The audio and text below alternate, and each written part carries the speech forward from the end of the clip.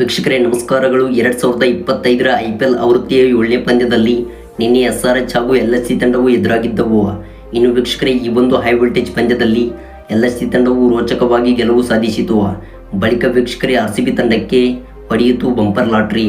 ವೀಕ್ಷಕರೇ ಈ ವಿಡಿಯೋದ ಸಂಪೂರ್ಣ ಅಪ್ಡೇಟ್ಸ್ ಬಗ್ಗೆ ತಿಳಿಯೋದಕ್ಕಿಂತ ಮುಂಚಿತವಾಗಿ 2025ರ IPL ಆವೃತ್ತಿಯಲ್ಲಿ ಇದೀಗ ನಮ್ಮ RCB ತಂಡವು ಪಾಯಿಂಟ್ಸ್ ಟೇಬಲ್ನಲ್ಲಿ ಮೊದಲ ಸ್ಥಾನವನ್ನು ಹಂಚಿಕೊಂಡಿದೆ.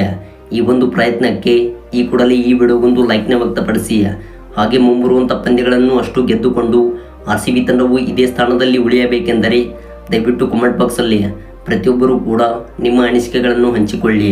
ವೀಕ್ಷಕರೇ ನಿನ್ನೆ SRH ಹಾಗೂ ಲಕ್ನೋ ತಂಡವು ಎದುರಾದಾಗ SRH ತಂಡವು ನೀಡಿದ 190 ರನ್ಸ್ಗಳ ಮೊತ್ತವನ್ನು LHC ತಂಡವು ಸುಲಭವಾಗಿ ಬೆನ್ನಟ್ಟಿತು.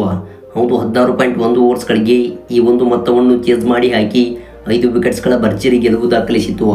ಈ ಒಂದು ಪಂದ್ಯವನ್ನು ಗೆದ್ದ ಬಳಿಕ ಇದೀಗ ಪಾಯಿಂಟ್ಸ್ ಟೇಬಲ್ನಲ್ಲಿ ದೊಡ್ಡ ಬದಲಾವಣೆ ಕಂಡಿದೆ ಮತ್ತು ರಾಯಲ್ ಚಾಲೆಂಜರ್ಸ್ ಬೆಂಗಳೂರು ತಂಡವು ಕೂಡ ಒಂದು ಬಂಪರ್ ಲಾಟರಿ ಹೊಡೆಯಿತು.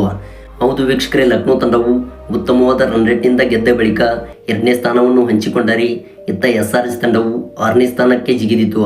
ಇನ್ನು RCB ತಂಡವು ಮೊದಲ ಸ್ಥಾನವನ್ನು ಪಡೆದುಕೊಂಡಿದೆ. ಹೌದು, ಆಡಿದ 1 ಪಂದ್ಯಗಳಲ್ಲಿ 1 ಪಂದ್ಯವನ್ನು ಗೆದ್ದುಕೊಂಡ RCB ತಂಡವು ಇದೀಗ +2.137 ನೆಟ್ ರನ್ ರೇಟ್ನೊಂದಿಗೆ 2 ಅಂಕಗಳನ್ನು ಪಡೆದುಕೊಂಡು ಮೊದಲ ಸ್ಥಾನದಲ್ಲಿದೆ.